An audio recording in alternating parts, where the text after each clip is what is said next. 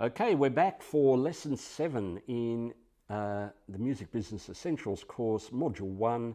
The module's called Thinking About the Business of Music, of course, and this lesson is called Exploring Music Consumers. So who are these mysterious people that we are desperately trying to connect with? I think you'll be surprised who you discover is in fact a music consumer. So let's talk about what consumption of music is in this day and age. Is somebody who streams your music on Spotify a consumer of your music? Just answer in your head. Or if you're at home, with just you and your dog, you can answer out loud. It might be a bit weird if you answer out loud, but feel free to do it.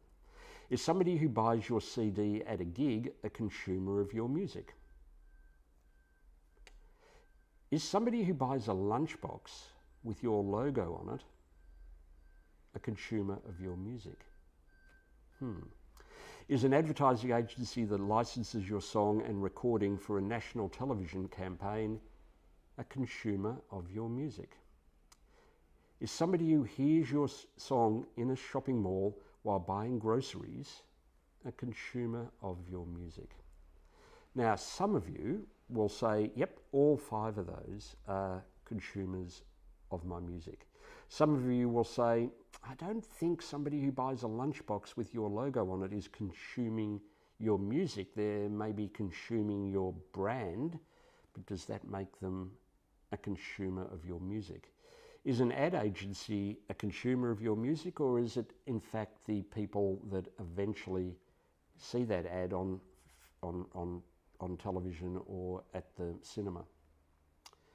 Who is the consumer of your music? And even with Spotify, let's just ask yourself that question again. Are they consuming your music, or are they consuming all the music? It's got a little blurry as time has gone on who a music consumer is. Now, you could argue that all of those people are consumers of your music.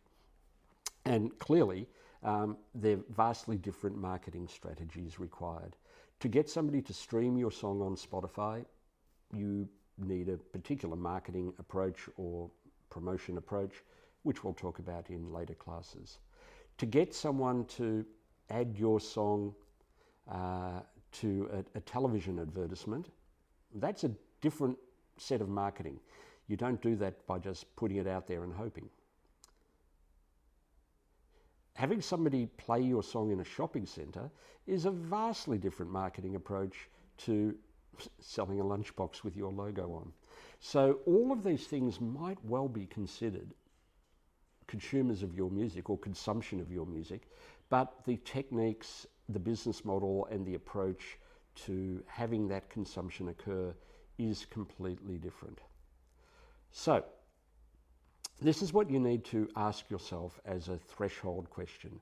If somebody comes to you with an offer to help you promote or market your music, you need to ask yourself, in today's world, what is the outcome that you're seeking from that marketing activation? It used to be so much simpler. I hate saying back in my day because it makes me feel old, but back in my day, it used to be so much simpler. A consumer of your music was someone who would go into a retail store and purchase a piece of plastic that contained your music. That was it. Music wasn't played in shopping malls. There was no streaming services. There was no merchandise. Maybe the Beatles started that. They probably had lunchboxes with their logo on it. Or maybe that even came later as a retro thing. Anyway, it used to be a very simple question, but now it's a more complex question. What is the transaction that you are working towards? We'll ponder that in greater detail later on, but just as a threshold question, have a think about that. Now, this old school way of doing things used to be called the supply chain model. And I'd like to go through that, explain that to you, so that you can see by comparison how different things are today. This old school way of doing things, the supply chain model, went something like this. You would play live. You'd get out and strut your stuff. At some point, a record company would come along and say, hey, you're a pretty good artist, or you're a good band. We'd like to put you in the studio to make a record. You'd then go out and promote that record. Get it played on radio by going and visiting radio stations and shaking hands and kissing babies and whatever it took to get your music played on a radio station.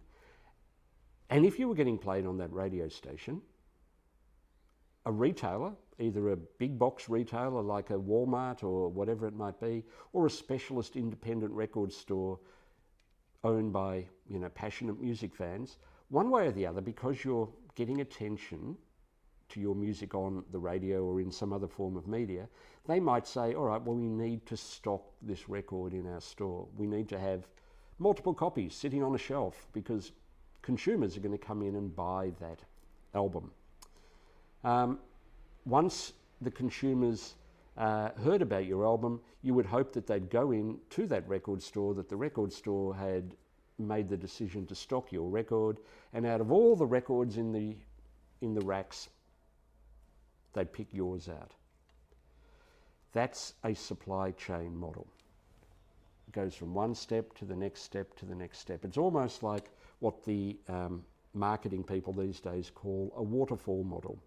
You take one step, it drips down to the next step, and eventually you reach your destination, which is the bottom of the waterfall.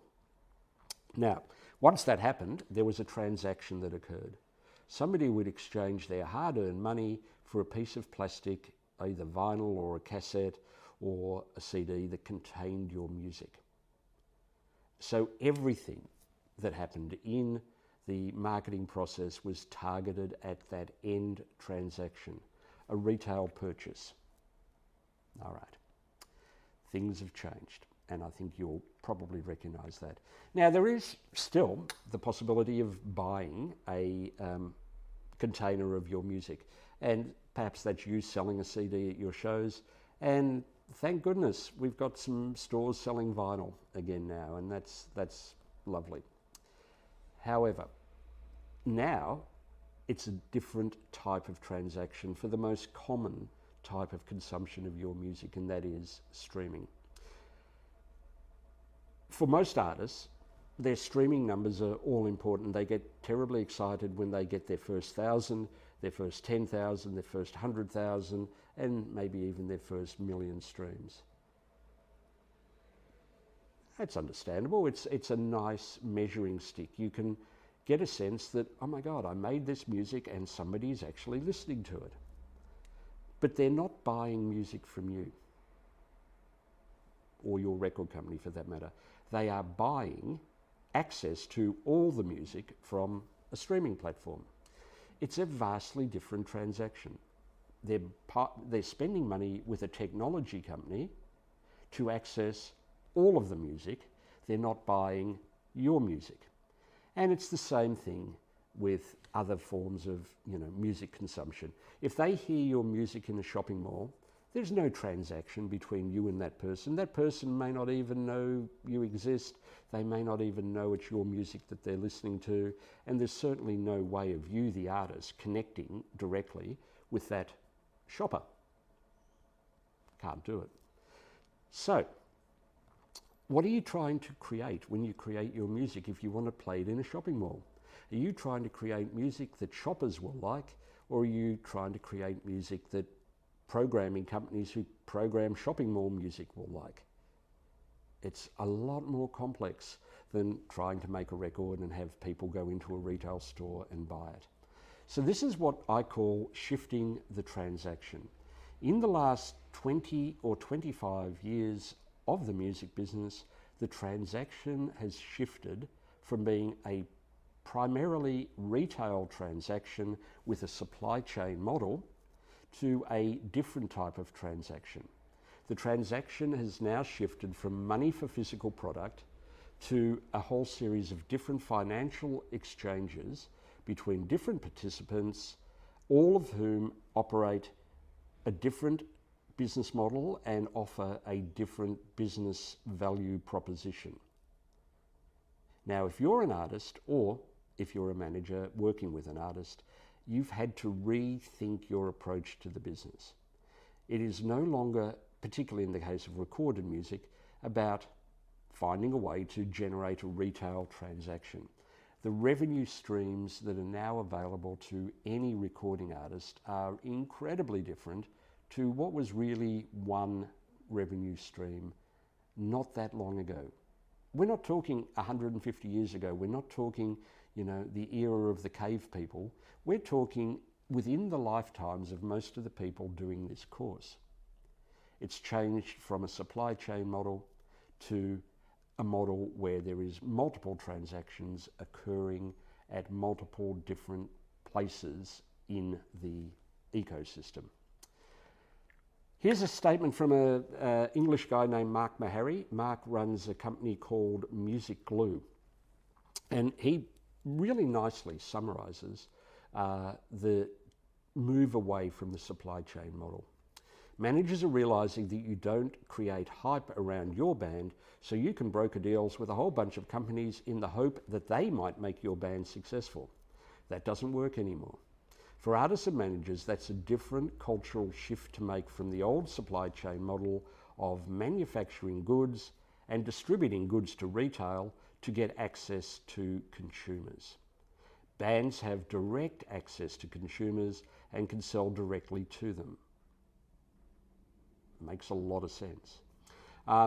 Music Glue's a good platform that artists can be on and sell everything from concert tickets to downloads to vinyl to merchandise, all on the same platform. It's not the only platform that does things like that, but I'd like this comment from Mark, who is the founder of this. All right. So does that mean, if you listen to what Mark says, there's no gatekeepers left anymore? You have direct access to your fans and you can forget about trying to get in the door of all these other tastemakers or gatekeepers. You don't need them. Go direct to your fans. Well, here's a different viewpoint. Sat Bisler is a music consultant in LA. He's well known, very well known across the music industry. And when I was writing this here book, he gave me this quote. There are still gatekeepers. You can stand outside the White House, but without an invitation from the president, you are not going to get in. That's not changed. It is still a relationship business, and sometimes you need someone to create that relationship. So one industry expert is saying, direct to fan. That's it. That's where we're at now. You don't need other people to make you successful or famous. You can go direct to your fans. Sat says the opposite. No, you still need those people.